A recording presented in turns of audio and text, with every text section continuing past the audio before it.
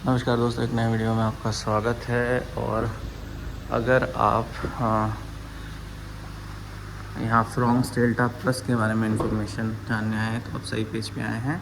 मैं यहाँ आपको आज फ्रॉन्क्स डेल्टा प्लस जो मेरे पास है 1.2 नेचुरल एस्पिरेटेड इंजन यानी 1200 सीसी का जो नेचुरल इंजन आता है उसका 13,000 किलोमीटर पूरे हो गए हैं।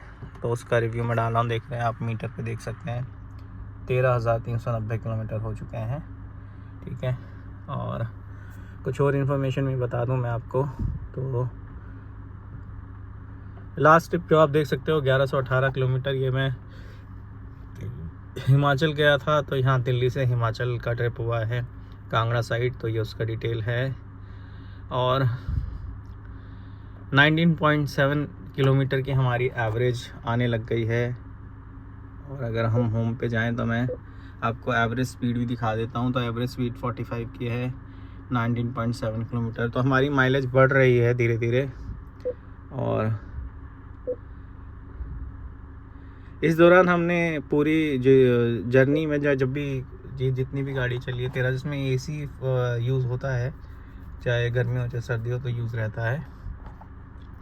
तो पहाड़ पे गाड़ी ने कैसा परफॉर्म किया तो मैं बता दूं कि फर्स्ट, सेकंड और थर्ड गियर में मैंने पहाड़ पे गाड़ी को चलाया। स्टीयरिंग अच्छा परफॉर्म करता है जब आप इसे कोनों पे मोड़ते हो और घुमावदार रास्ते होते हैं, आपको पता है जैसे पहाड़ों पे होते हैं। तो उसमें इसने अच्छा काम करा। ये हैवी हो जाता है जब ये स्पीड में चल रहा होता है और मोड़ों पे, तो वो अच्छी पकड़ आपको एक कॉन्फिडेंस देता है। और नीचे से भी गाड़ी कहीं नहीं लगी। मैंने आपको एक वीडियो भी कुछ दिन पहले डाला था जिसमें मैं थोड़ा ऑफ रोड रास्ते पे गया था, थोड़ा उबड़ खाड़ रास्ते पे, वहाँ भी गाड़ी कहीं नहीं लगी।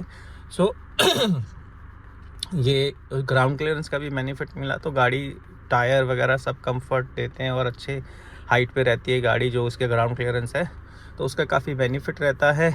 माइलेज आपके सामने ही है, 19.7 का हो चुका है। ये धीरे धीरे बढ़ ही रहा है क्योंकि जिस तरीके के रास्ते पे आप चलते हो तो ये बढ़ता रहता है उस हिसाब से। और कोई दिक्कत नहीं हुई, बढ़िया माइलेज मिला। हाँ, मैंने दिल्ली से जाते समय, अगर मैं ऑन एवरेज बोलूँ तो 1000 किलोमीटर चलाने के लिए मुझे लगभग 4,4200 रुपये का समथिंग पेट्रोल खर्च करना पड़ा। हो सकता है थोड़ा 100-200 रुपये ऊपर नीचे हो, बट इतना 4,000 टाइप मेरा पेट्रोल का खर्चा हुआ। हालांकि टोल बहुत महंगा कर रखा है गवर्नमेंट ने, और टोल के लिए मुझे 670 रुपये तो जाते समय देने पड़े और 600 रुपये आते समय देने पड़े फ्रॉम दिल्ली द्वारका टू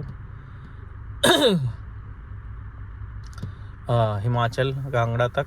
क्योंकि जाते समय हिमाचल में एंट्री के 70 रुपये लगते हैं और आते समय वो 70 रुपये बच गए, वो क्योंकि आप बाहर आ रहे थे तो, और दिल्ली में आते समय आपको कुछ लगा नहीं, तो वो चीज़ है, उसकी वजह से वो 70 रुपये बच गए। बट टोल टैक्स काफ़ी महंगा कर रखा है गवर्नमेंट ने।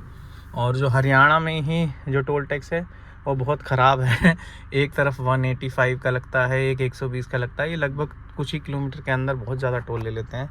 सो उसको छोड़ते हैं, गाड़ी के बारे में बात करते हैं। तो स्टीयरिंग ने अच्छा परफॉर्म किया मोड़ों पर, क्योंकि आपको पता है कि आप पहाड़ों पे चलते हैं तो आपको। और फर्स्ट, सेकंड, थर्ड गियर में गाड़ी ने अच्छा परफॉर्म किया। माइलेज भी ठीक दे रही थी गाड़ी, पहाड़ पे कोई दिक्कत नहीं थी। इंजन ने भी अच्छा परफॉर्म करा। ग्राउंड क्लियरेंस का फ़ायदा बहुत मिलता है पहाड़ पर, और जहाँ खासकर जब आप दूसरे लोकल रास्तों पे चलते हैं वहाँ बहुत इफ़ेक्टिव रहती है फ्रॉन्क्स, क्योंकि 190 का mm का ग्राउंड क्लियरेंस है इसका। और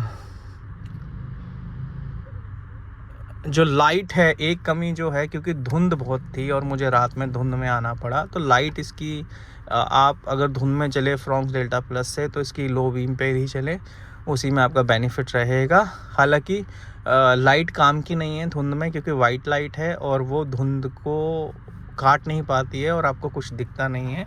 तो बहुत धीमे ही आपको चलना पड़ता है 10 या 20 की स्पीड पर। तो ये एक लाइट की कमी तो मुझे महसूस हुई। मैं पहले भी आपको बोल चुका हूँ, इसकी लाइट वैसे भी कोई इतनी ख़ास नहीं है जो फ्रॉन्क्स डेल्टा प्लस की लाइट है, इसका थ्रो उतना अच्छा नहीं है। प्लस ये वाइट लाइट है तो ये और धुंध के लिए तो बिल्कुल ही ख़राब है। सो ये इंतज़ाम आप अपनी, अगर आपके पास भी फ्रॉन्क्स डेल्टा प्लस है या कोई भी और दूसरी गाड़ी है इसमें आपकी वाइट लाइट है, तो आप अपनी लाइट पर या तो कुछ येलो कलर का पन्नियाँ, आजकल लोग मैंने देखे हैं कई वीडियो में चढ़ा रहे हैं, तो वो कर लो, या कहीं से लाइट का कुछ इंतज़ाम कर लो, या फिर धुंध यानी शाम के 7-8 बजे के बाद सफ़र मत करो, क्योंकि मैं काफ़ी परेशान हुआ। मैं हिमाचल से निकला था शाम के 5 से 6 बजे के करीब, और मैं बहादुरगढ़ पहुंचा हूँ 4 बजे सुबह। सो देख लो कितना लंबा सफ़र रहा। लगभग 10 घंटे में ही मैं बहादुरगढ़ तक ही पहुंच पाया था। उसके आगे तो बिल्कुल रास्ता ख़त्म था। तो मैं एक रिहायशी इलाके में जाके थोड़ी देर मैंने वेट किया ताकि दिन खुले। तो बहुत ही लाइट का इशू है, और बाकी कुछ इशू नहीं था। गाड़ी ने बहुत अच्छा परफॉर्म करा। अगर आप भी और कुछ भी जानना चाहते हैं फ्रॉन्क्स डेल्टा प्लस के बारे में तो आप कमेंट सेक्शन में पूछ लीजिए मुझे, मैं आपके सवालों का जवाब देने की कोशिश करूँगा। आज के वीडियो में इतने, नमस्कार।